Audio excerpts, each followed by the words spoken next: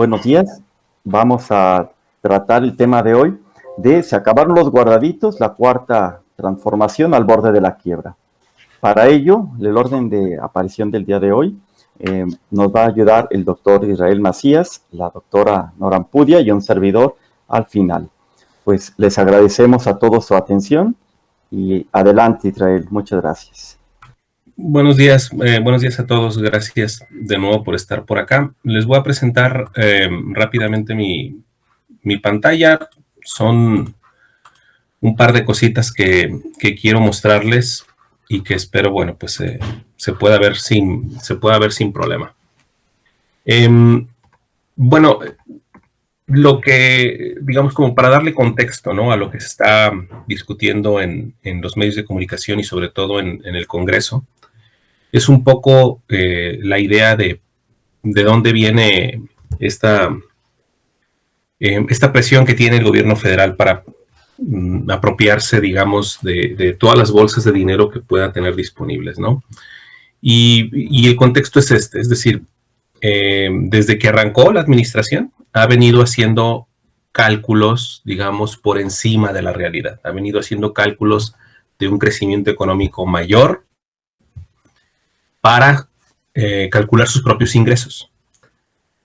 Cuando la realidad se va ajustando, es decir, cuando estos datos que ellos calcularon, por ejemplo, aquí ustedes vean la perspectiva de crecimiento para 2019 y la perspectiva de crecimiento para 2020, al momento en que quedan fijos, y automáticamente es como estar calculando sus propios ingresos que ellos van a tener. Es decir, el gobierno, al momento en que fija el crecimiento económico, fija al mismo tiempo la cantidad de impuestos que puede cobrar de la economía. Entonces, cuando el crecimiento económico no se da, por ejemplo, en el 2019 no crecimos al 2%, sino que la economía cayó el 0.3%, o este año, que la economía no va a crecer al 2% tampoco, sino que la economía va a caer cercano al 10%. Entonces, hay un hueco entre lo que las autoridades pensaban que iban a recaudar con respecto a lo que terminan recaudando en realidad. Durante el año pasado y de alguna manera se ha venido resolviendo con medidas así. Se han acabado, digamos, el fondo de estabilización de ingresos presupuestales, incluso se acabaron casi una mitad del año pasado de este fondo, que se supone que era precisamente en un momento de crisis. Bueno, casi se acaba en la mitad. Este año se lo terminaron la otra mitad, cuando ahora sí efectivamente sí tenemos un contexto de crisis. Y eso es, digamos, lo que mete cada vez más una presión tremenda para las finanzas públicas.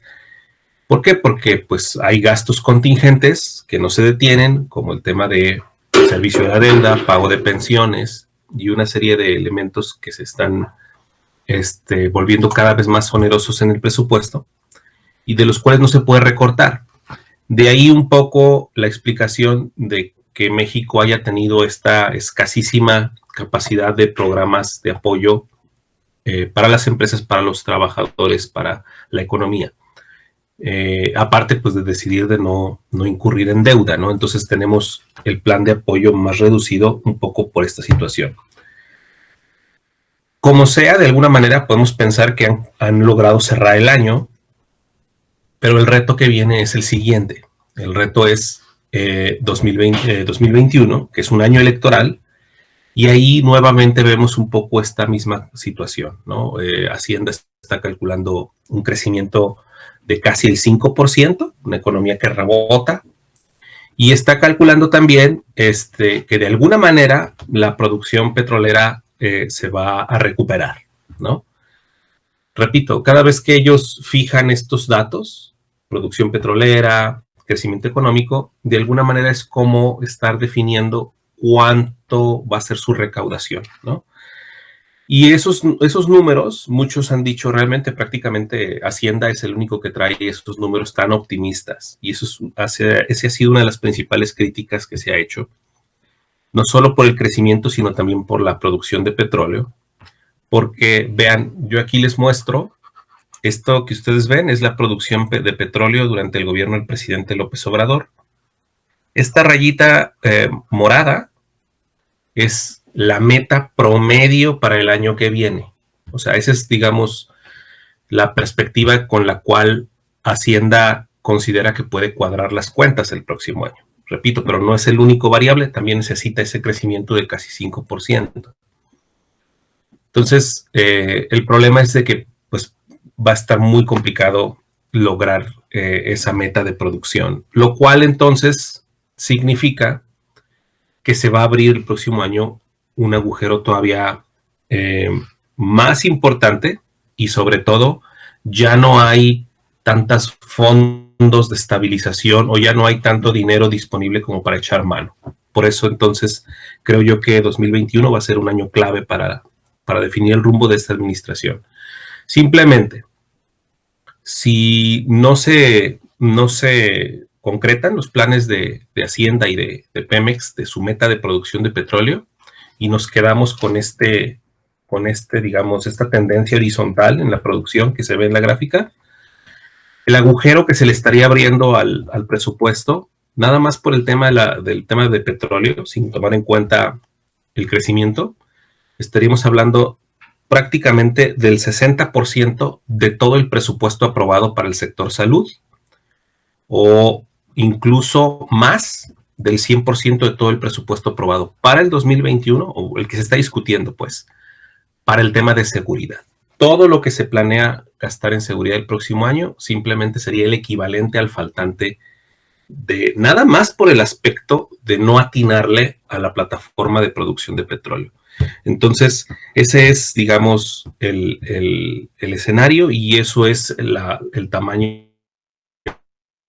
de la presión que tienen en Hacienda para poder garantizar, pues, digamos, el funcionamiento de la administración y de ahí la presión tan fuerte para estarse apropiando de todas estas pequeñas bolsas de dinero que son los fideicomisos, ¿no? Están buscando hasta, pues, todo lo que puedan encontrar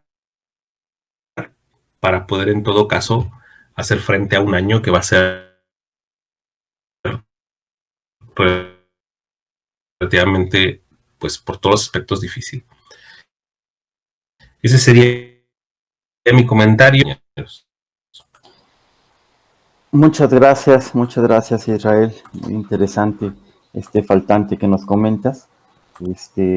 Pues ahora es el turno de la doctora Nora Ampudia. Gracias Israel. Adelante Nora. Muchas gracias.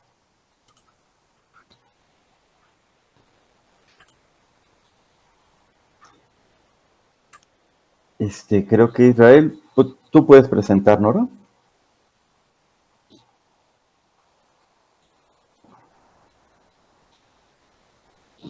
No puedo presentar hasta que Israel deje de presentar. Sí, muy bien. Pues entonces lo que voy a hacer ahorita es, voy a cambiar esto para ver, porque creo que Israel tiene problemas un momento con la comunicación. Listo. Listo, muchas gracias. Muchas gracias a ti, Nora. Ok, bueno, yo quiero hablar de lo que sucedió esta semana en relación al acuerdo para la recuperación económica que presentaron los empresarios y la carta del Fondo Monetario Internacional, ¿no? Entonces, se habla de un acuerdo de recuperación económica y un plan de infraestructura. Este acuerdo ya se había hablado de él durante 2019 y se había establecido que en 2019 serían 147 proyectos con 859 mil millones de pesos de inversión privada para que no se realizaron por diversas circunstancias. Y para este 2020 se presentan 39 proyectos que en su totalidad son inversiones privadas en los que el gobierno no va a meter dinero. Representan estos nuevos proyectos representan 297,344 millones de pesos, pero no es más que el 5.9% de la inversión total del 2019 y el 2.41% de la inversión privada que se realizó en 2019. Esto significa que es un buen esfuerzo por parte del sector privado, pero es un esfuerzo muchísimo menor al que se había previsto que pudiera realizarse, ¿verdad? Desde el 26 de noviembre del 2019. Entonces, se ha reducido la posibilidad, la inversión va a ser mucho menor y la inversión, y como porcentaje de la inversión pública, esta inversión privada representaría el 15.21% de lo que hizo en 2019. Entonces, el Fondo Monetario Internacional en el monitor fiscal de octubre del 2020 establece que en estos periodos de gran incertidumbre en los países desarrollados y en las economías emergentes, la inversión pública tiene poderosos impactos en el crecimiento y en el empleo, y establece que un incremento del 1% del PIB en inversión de alta calidad, y si la deuda pública y privada no es alta, podría aumentar el Producto Interno Bruto en un 2.7%, la inversión privada en un 10% y el empleo en 1.2%, pero que hay que asegurarse que dicha inversión realmente contribuya a la recuperación. Si esto es así, cada $1,000,000 que el gobierno invierta en infraestructura tradicional va a generar entre 2 y 8 puestos de trabajo, y si invierte en investigación, desarrollo, electricidad verde y edificios eficientes, el incremento en el empleo será de 5 a 14 empleos, ¿no? Bueno, esto es lo que dice el Fondo Monetario en su monitor fiscal, y en épocas de incertidumbre establece que se multiplica el multiplicador del gasto público, crece más, ¿no? Y eso puede generar muchos empleos en sectores claves, sobre todo si se invierte en comunicaciones y transportes o en industrias para la recuperación como la construcción y la manufactura, pero que para ello se requieren políticas auxiliares de soporte crediticio y alivio de restricciones de liquidez para las empresas privadas, ¿no? Aquí tenemos los efectos que ello tendría en economías avanzadas, en mercados emergentes a los que pertenece México y en países en desarrollo de bajo ingreso. Bien, esta es la situación de la inversión privada y pública en México. Nosotros podemos observar que en la crisis de 1993 nos llevó 6 años recuperar los niveles de inversión privada que traíamos, y esto es lo que estamos observando en este sexenio, ¿no? Una terrible caída en la inversión privada, pero el problema está en que la inversión pública en millones de pesos constantes también ha venido sufriendo de un deterioro continuo, que desde el punto de vista del Fondo Monetario Internacional implica desde luego menor crecimiento económico y menor creación de empleos. Esto es en millones de pesos, ¿no?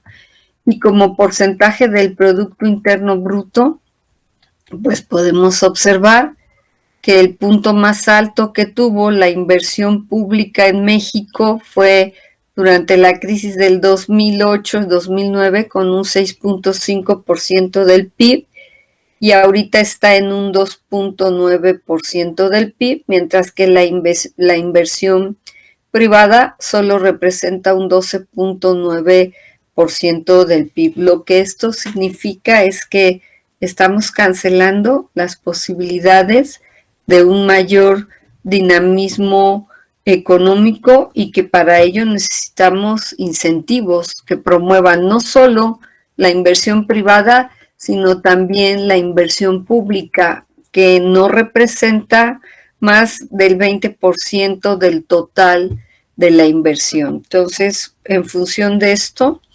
en la declaración final del personal técnico del Fondo Monetario Internacional sobre la misión del artículo 4 del 2020 hecha esta semana, establece que en México necesitaríamos un apoyo fiscal temporal a corto plazo de entre un 2.5 y un 3.5% del PIB, medidas de apoyo a la liquidez, diferimiento de impuestos, contribuciones a la seguridad social, asistencia para reducir costos como subsidios salariales a empresas viables y desde luego una nueva priorización del gasto público. En esta carta, el Fondo Monetario critica que la mayor parte de los recursos estén siendo destinados a Pemex, una empresa que está en quiebra, una empresa que cada vez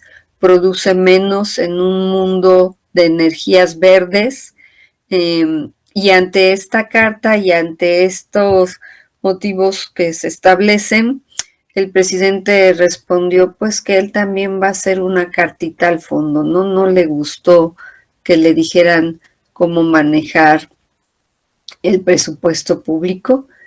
Y esto sería todo de mi parte, con la conclusión de que necesitamos definitivamente incentivar tanto la inversión pública como la inversión privada, que la inversión pública debe ubicarse en proyectos con un periodo de maduración de corto plazo, rentables y con importantes efectos multiplicadores. Y también podemos concluir que por el momento quien está haciendo el mayor esfuerzo en este plan de infraestructura no es el gobierno, sino la iniciativa privada.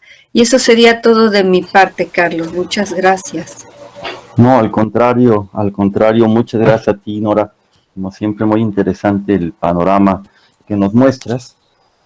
Pues ahora es mi turno. Yo no voy a hablar tanto del aspecto de cómo se creó este hueco, como ya lo hizo Israel, ni tampoco sobre pues las necesarias inversiones que se requieren hacer. Yo voy a hablar de otro aspecto que también que a mí me interesa mucho y me parece que a todos nos puede interesar mucho, que es el sector bancario. Es un sector que me parece que no podemos perder de vista por el efecto multiplicador que tienen precisamente los ahorros. Por eso, para una manera de preguntarnos qué interés tiene, yo preguntaría, ¿cómo están tus ahorros? En ese sentido, pues son muchas variables. Algunas de estas noticias que voy a comentar en este momento, a partir de ahora, se podrá decir que ya fueron dadas hace algunos días o incluso alguna semana, pero me parece que si se junta todo podremos ver una situación más completa de lo que está sucediendo. Por una parte, la banca tiene varios retos que se han ido juntando. Por una parte, la capitalización, es decir, cuánto tiene que tener de capital para poder hacer frente a los riesgos que tiene por el incumplimiento de pagos. Por otra parte, está cómo han avanzado sus ingresos y su captación de nuevos clientes. Por otra parte, sus costos, cómo se ha comportado su utilidad y finalmente el flujo, porque a nadie nos van a pagar con utilidad, nos van a pagar con flujo.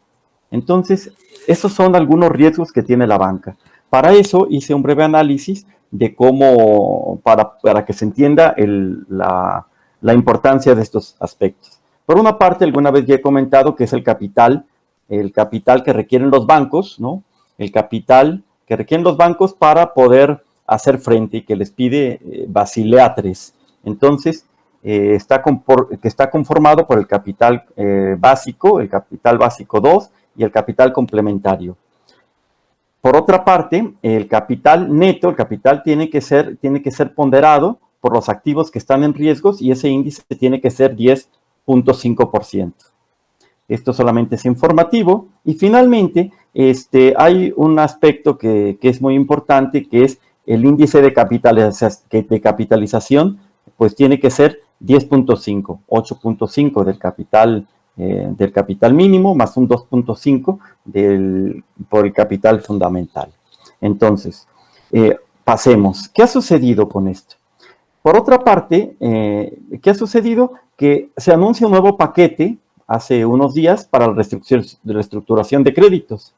Entonces, se ofrecen, actualmente se han visto beneficiados 8 millones de créditos, más bien 8 millones de créditos, vamos a dejarlo así. Y los bancos han dejado de cobrar 69,000 millones de intereses, lo cual nos habla de que han visto deteriorada su utilidad por los intereses que tienen. El diferimiento se pospuso, ya no ahora va a ser a más plazo, en el cual, pues si antes era 4 a 6 meses para los créditos al consumo, créditos a vivienda, y 18 meses para los créditos dirigidos al sector agropecuario, con las nuevas medidas, ahora se trata prácticamente de esto, de que se trata de que los bancos puedan hacerlo, no necesariamente tengan que hacerlo, eso es importante decirlo, que por lo menos se disminuye el pago al menos un 25%, lo que va a implicar que el plazo se aumente. Si yo debía una cantidad de dinero y me reducen el monto que tenía que pagar, pues puede ser que el plazo original que tenía pactado se aumente un 50% más, lo cual implica menor flujo para el banco. Y esto es una cuestión que afecta también, como vamos a ver, también los ahorros, que también pueden disminuir las tasas de interés y pueden existir quitas de capital. No necesariamente, ya dijo el director de la Asociación Mexicana de Bancos, que hacer quitas no es una buena práctica. Entonces, no necesariamente van a ser las quitas, solamente esta es unas medidas que anuncia la Comisión Nacional Bancaria y de Valores. Las medidas que pone en concreto pueden tener menores reservas y puede ser que se liberen reservas por reestructura. Quiere decir que los créditos que se vayan negociando afecten menos a las reservas y se cambie de alguna manera la manera de calcular el índice de capitalización para cada banco. Entonces, prácticamente pueden reducir los requerimientos de capital de riesgo por los créditos que otorgan.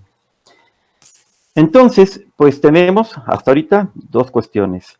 Que estas facilidades para los deudores, que aunque disminuya su pago, pues el plazo se va a aumentar y con eso la liquidez va a ser menor. La manera de calcular el índice de capitalización, pues también de los bancos, también se cambian las reglas. De tal manera que se amplían los requerimientos de liquidez hasta marzo de 2021. Y existen otra serie de normas para los nuevos créditos y los créditos que otorga la banca, cara a la inclusión financiera. Bien, ¿qué sucede? El coeficiente de capitalización, el último dato, es el dato más alto de capitalización que ha existido. Es decir, se puede leer de dos maneras. Por una parte, que la banca está preparada para los nuevos riesgos. Pero por otra parte, dado que los criterios cambiaron, pues este índice pues cuenta con otros supuestos.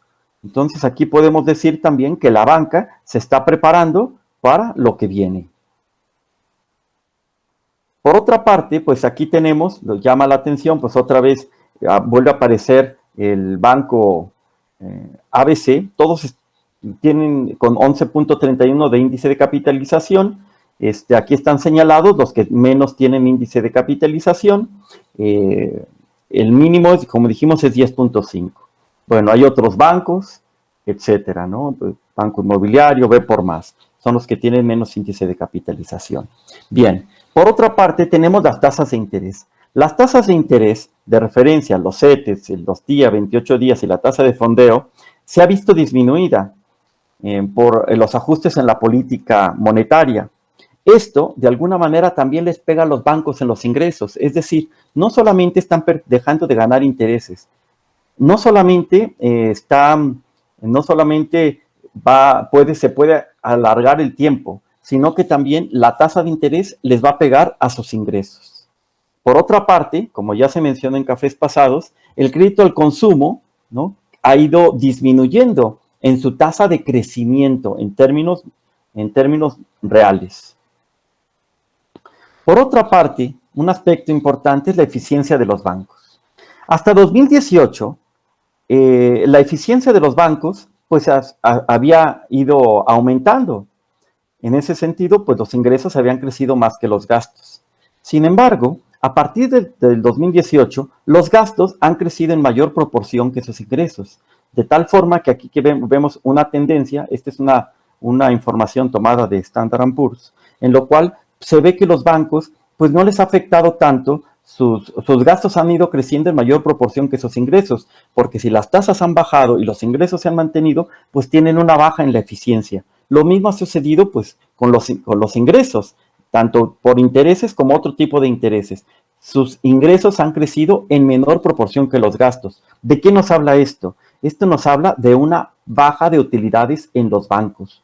En México estamos observando que los bancos podrían disminuir a cerca de 50% en el 2020 a causa de la pandemia. Y también al cierre de julio, que es la última información que se tiene, las utilidades bajaron un 35.6%, de tal manera que su utilidad bajó en 65,000 millones de pesos. Finalmente, ¿qué puedo decir?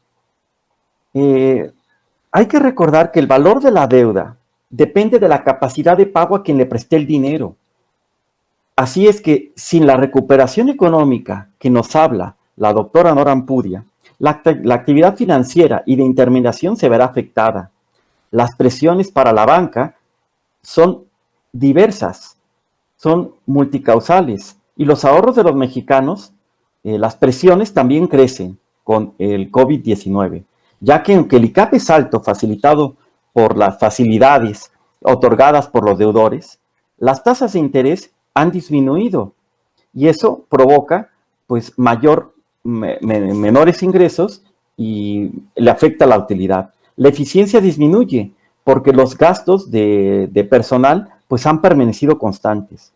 Yo puedo pues esperar pues que haya ajustes en las plantillas de los bancos los próximos meses, en los empleos de los bancos. Y las utilidades han decrecido. Recordemos que la utilidad no es flujo. Recordemos que en el 94 había utilidades, pero no había flujo porque la gente no pagaba. Así es que si no pagan los deudores, la utilidad la utilidad no se realizará y la actividad de intermediación se verá afectada. Entonces, la banca tiene pues varios aspectos que le están pegando a su actividad y finalmente la banca obedece a los intereses de los accionistas. Es un factor adicional.